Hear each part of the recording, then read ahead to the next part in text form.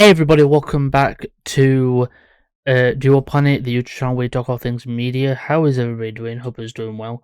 And today, guys, we have a brand new episode review for you. And today we are reviewing episode 7 of Percy Jackson and the Olympians.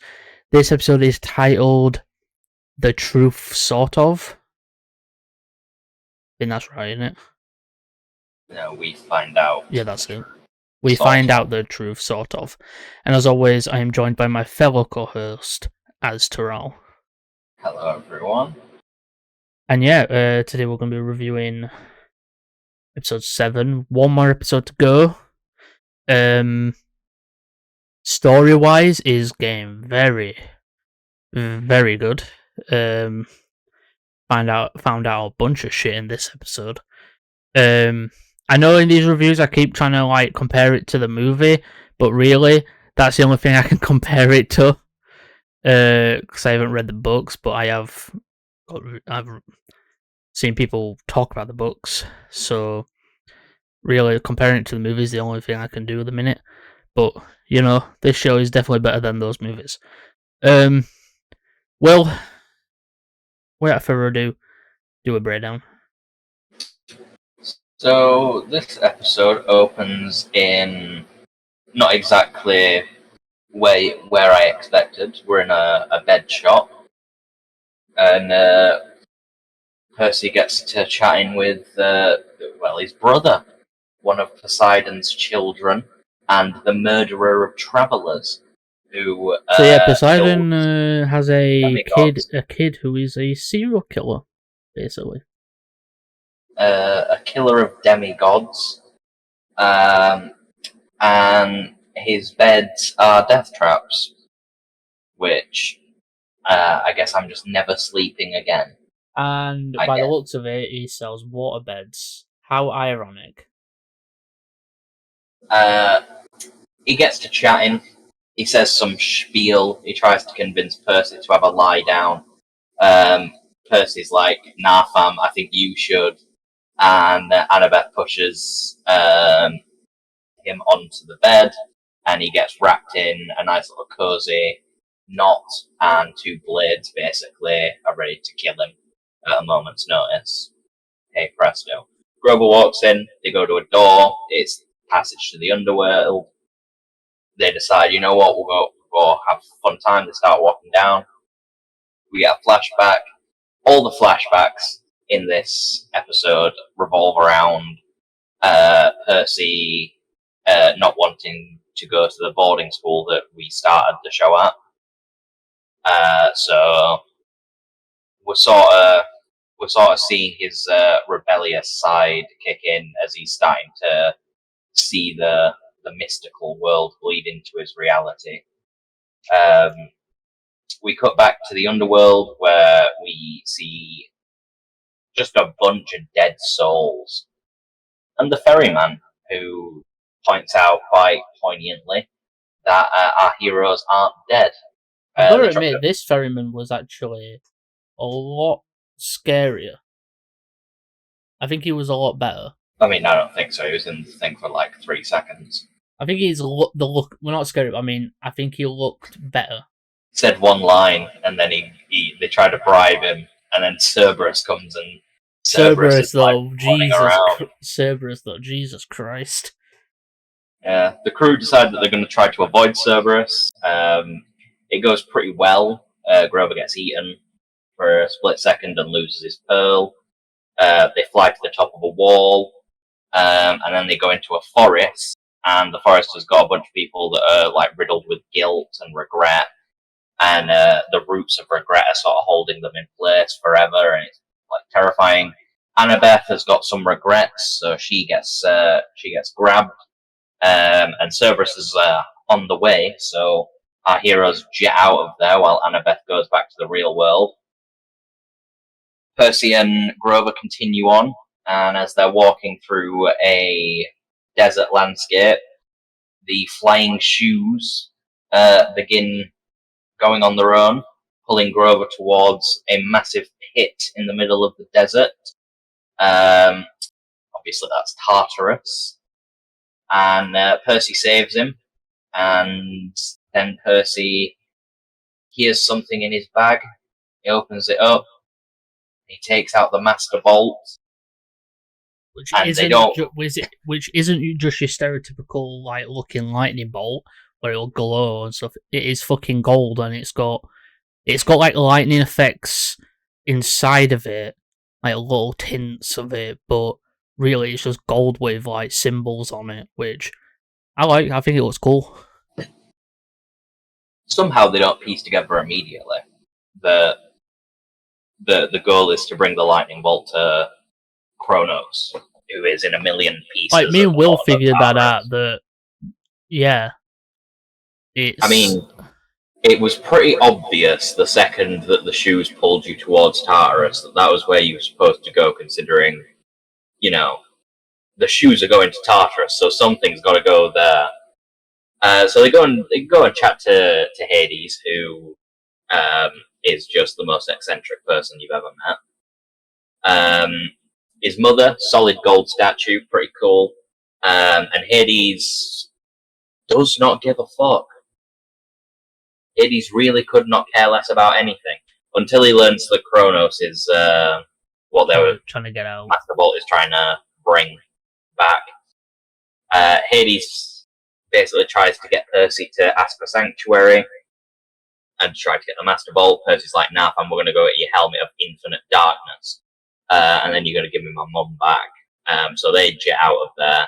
We get a final flashback where Percy's mum sort of prays to Poseidon, and the rain starts pouring, and Poseidon walks in, and they have a nice little chat for a little bit. Percy wakes up, and we're still hearing Poseidon chat. Annabeth helps Percy up, and in a tease that I really didn't want them to do because they showed it off in the trailer as if it was going to happen this episode, we're gearing for a Percy versus Hades fight. Which, in the background, you hear Poseidon talking, that it says the moment that Percy becomes the person he wants to be versus what his people want him to be, it's that he'll be there. So the way I see it, during the fight, Poseidon will show up. I'm hoping that Poseidon just bitch slaps Ares. Imagine like a pool of water just smacks Ares out of the way. It's like boom. I would laugh so hard if Ares has been bigged up to be the bringer of war and he gets KO'd in like 2 seconds by Poseidon. I could imagine Poseidon going to him saying, "Boy, shut up." It's like, fuck you. Trying to start a war. The trailer at the end of it did show us a very, very, very brief glimpse of Lance Reddick. Yeah. Which is obviously Percy being sassy. He goes into the Empire State Building and he places the lightning bolt down his ear. I'm here to see Zeus. He's expecting me. And I'm like, you cocky bastard, go get up there. Because that's going to be an awesome scene. That's going to be a cool scene. I can't wait for that. I remember, like, movie version, he walks in after a fight with Luke, and he's like, yo. Well, the interesting thing is, there's not really any Luke tease in the trailer, which is surprising. They're keeping it like there's in the entire thing. Like the way I've seen it, it looks like they've got no idea or inkling or whatever that Luke is involved. I mean, a majority of the people already know that Luke is the person behind it. However, if you've seen the movies, people know that Luke. I think or read the books, it's people a streaming series, they're keeping it a secret because they're like, people might never have seen it. There's like kids that have been born like way after the movies were relevant and the books were relevant, and they've probably never seen it, but they're watching it on Disney Plus because it's just there. Mm. So they're probably trying to keep things it so that they're trying to keep it suspenseful for those who have never seen it. it's just a little bit annoying when characters in shows have got to be done because they're trying to keep a secret for the audience that the audience already know. Especially when like when they don't immediately piece together that the boots had something to do with the Master Vault. They've done it in a way that Luke has deniability, that like they've done it in a way where there's no sign of Luke being a part of it. Yeah. To the characters, there's no sign of him. I mean, there is the sign of, other than the shoes. The shoes that he gave Percy tried to other than the shoes, that's it. Shoes are the only thing. But that they don't have even accomplished anything now that I think about it, because Percy was wearing the backpack. Yeah, and it was heavy as fuck. Which means that if Grover got dragged into Tartarus, Grover would just be stuck in Tartarus. Their plan would have failed. Yeah, but Luke expected... they expected Percy to be wearing the shoes. Yeah, which I think is just a stupid assumption, because you're putting a variable out there that you can't control. And exactly. It's your own fault that your evil plan's not worked, really. Exactly. Like, I feel like Luke in that is like, he is evil and he's trying to do all this stuff, but he's not being smart about it. Like, at minute, all they believe is that Kronos and Ares are working together. That's all that they believe. I'm quite excited at the possibility that the dialogue between Zeus and Percy could be quite entertaining. I feel like it'd be better. I feel like it's going to be like a full... Because far as we know, this version sent Medusa's head to him. Far as I know, I feel like Zeus would be like, nice touch with the head. I can already hear Lance Reddick's voice the second he walks in. Just oh shit. He's like, you little. I could just expect him saying like being respected in the way that, you really sent me Medusa's head. I'll tell you one thing. Nice one. You've got balls. You've got balls, kid.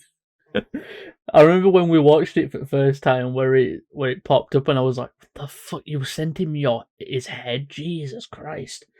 And then you've got but I can't wait to see what comes of it. Because again, this one felt very weird and all, because when we saw the trailer for the next episode in the end credit scene, far as I could tell, there weren't any other gods in that room. No. Poseidon wasn't there. I assume there might be, because we have seen a clip from the trailer of Poseidon in Olympus with Percy. Yeah. So I would assume that what they're doing is probably keeping... They might be there and we might just not have seen them, because the shot is like really far back. As far as we know, I don't think what they would have done... I feel like what they've probably done, like most gods... So we've seen Hermes. We've seen Ares. Ares won't be there, obviously, because they'll probably by then know that he's a traitor. And stuff like that. That I don't think, unlike the movie, I don't think there'll be any filler gods. I mean, I assume in the movie, most of the gods we saw were casted as filler. They were just background people in the background to play that character. I would assume what it'll be is people, the gods will have gone off and been like, I don't want any part in whatever war. That's why I think that's why only the main main ones would be up there. That's why only like Zeus and Poseidon would be up there, and even Hermes might be there as well. In that sense, I feel like the way that the show's going, so like the whole plot is basically Ares wants an old-fashioned war. Yeah, because he's sick of Twitter wars. Yeah, I think it's because he feels like he's been on the back burner as a god. That he's not been a proper god for a long time. Like, he's supposed to be the god of war, but he's not been the god of war. So one of my favourite things is the cast have been doing press runs, and one of the questions that keeps getting asked is there anyone that you'd want to cast in the role of a god? And I can't remember which god they said, but they said it'd be cool to get someone who's already played a Greek god in another franchise to play a different character. And I was like, Walker, you absolute genius, because if that casting happens, yes, I will watch season 2. Right. And when he said Christopher Judge, I went, you could you absolute imagine? Genius. I'd fucking love that. If I heard Kratos' voice coming from another god... Have you heard this thing that's going on now on internet? People are fighting over a fight between Kratos and Hulk. Kratos wins, easy. But then there's this guy on TikTok who says, like, there's people saying that Kratos would win, but then there's this one guy who's always saying that Hulk would win. Basically, his defense is that every time... I don't really care, to be fair, but, like, the weirdest thing that he says is every time Kratos had to fight a god or something like that, is he had help. Every time he had help to do it. I mean, he 1v1'd Thor and Odin. So I don't know. I don't know. I think Hulk v Kratos would be weird because the one benefit both of them have is the exact same thing, which is the angrier they get, the stronger they become. Which means that the angrier Kratos gets, the more he heals. I feel, right, back to, thing. Thinking of, like, gods from other thing. Liam Neeson. Yeah? Liam Neeson's played Zeus. He played Zeus in Wrath of the Titans, and he's played in those 2 movies. He's played Zeus. It'd be interesting because... So I feel like if they can get him to play a different god, it'd be great. The closer we get to the end of this season, the question becomes if there's going to be a season 2. Because the way that Disney's going, they're becoming the Netflix of superhero-style shows, because everything's getting cancelled after a single season. Well, yeah, but I feel like if the show does that well and there's demand for it, it'll happen. Like, do you want me to counter that? Moon Knight. Fair point. But to be fair, if Moon Knight ends up getting a season 2, I'll be happy. But really, that's Kevin Feige. That's the thing. That's in the cinematic universe. Percy Jackson isn't. Yeah, but there's lots of shows that they've given a single season to that they're not giving a season 2 to, because it's expensive. Yeah, exactly. Look at Cerberus this episode. Like, the CGI for Cerberus was like flawless, which Kevin Feige take notes. I feel like CGI is flawless, and I think this is one of the more expensive shows that they've ever had to produce. Yeah, I think at the minute we don't know if there'll be a season 2, but if there is, then I hope in season 2 we do get more gods. I hope we get... I'm hoping, like... I feel like Kronos will be a massive budget.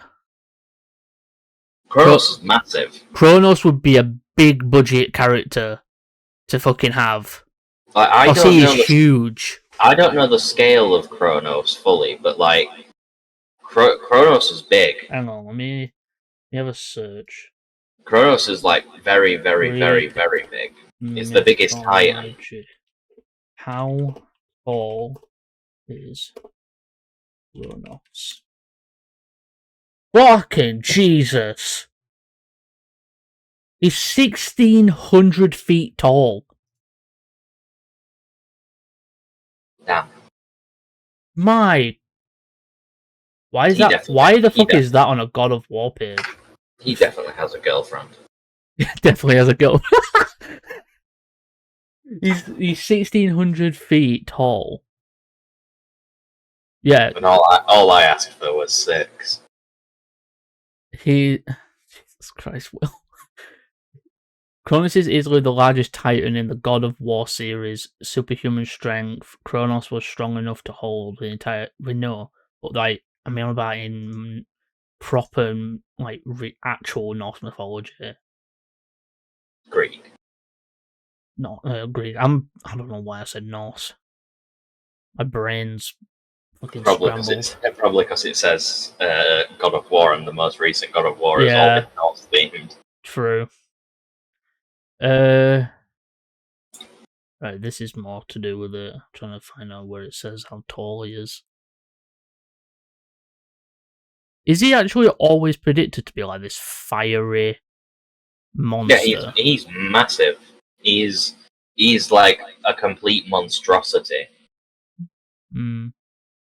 It's really, really telling that, like, the gods, like every single one of the gods from Greek mythology is scared of Kronos. That's why they didn't just beat him and lock him up.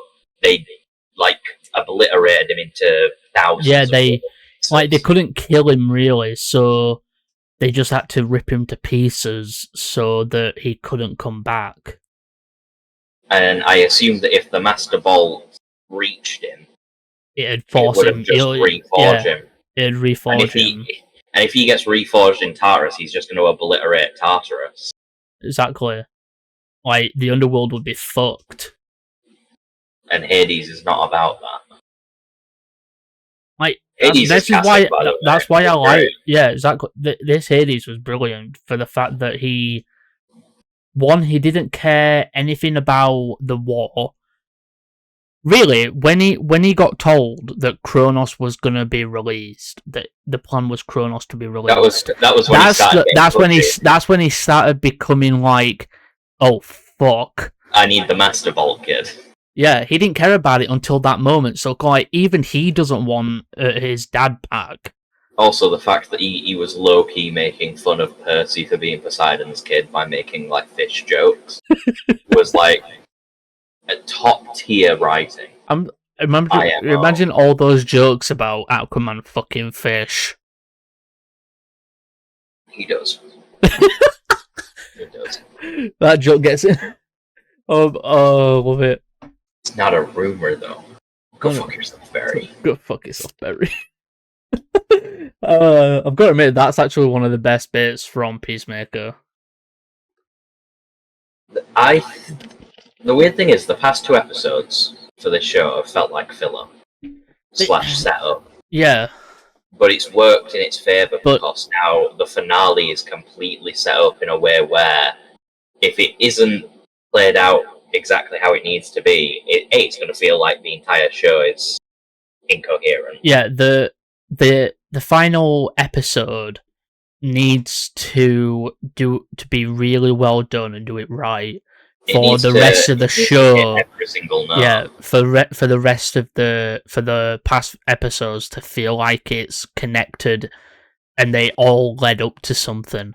So all it takes is the ending to be garbage for the overall. If they're gonna do it, if they're gonna do the reveal of Luke, the Luke and Percy fight needs to be really fucking good. And the weird thing is, if it's 40 minutes, they have 40 minutes to Ares v Percy. They've got to get through that. They've got to get through Percy and Poseidon talking, Zeus and Percy, and then a Luke fight.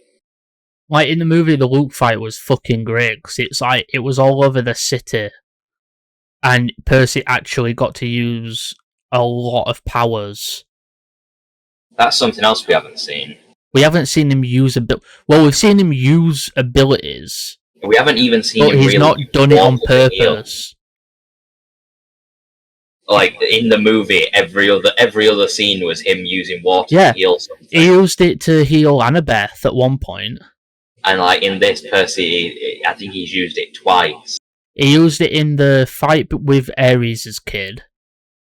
Afterwards, and that's when he got claimed. And then when he was poisoned from the Chimera, yeah.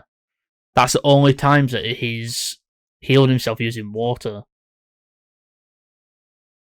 Overall, I feel like this episode was strong for what it was intended to do, and the fact that it has set up so much in such a short period of time. I feel like it's going to work in the favour of the finale rather than work against it like it sometimes is with Disney Plus shows. So for that reason, I'm going to give Percy Jackson and the Olympians episode number 7 a 7. So I think that's very poetic. I'm going to give... Yeah, I'm going to agree. I'm going to give it a 7. I'm going to agree with you on that one.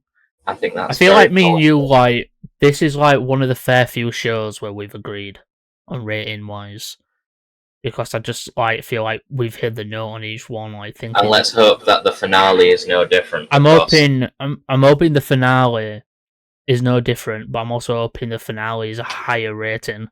I'm hoping I can give the finale. Because when it comes to shows, a rare 10 out of 10. When it comes to shows, like what we're gonna do is, guys, final episode. What we always do is review the show. We review the episodes. Then when it comes to final, we review the episode as an episode, but then we also like do it as a season review, thinking of like what we would give the entire season. So I can't wait to see where we go with the full rating for the episode, but also the season altogether. The season's where it'll probably deviate. Yeah. For us, normally it is the season reviews where we deviate, but episode reviews we seem to agree. But anything else? I don't have anything. Right, guys, well, I hope you did enjoy today's video. Don't forget to like, comment, share, and subscribe to the channel. And we hope you guys have a nice day and all that good stuff. We'll see you all in the next review and the next video on the channel. And yeah, bye for now. Bye for now. Forget 1,000 things every day, pal. Make sure this is one of them. It's over, Anakin!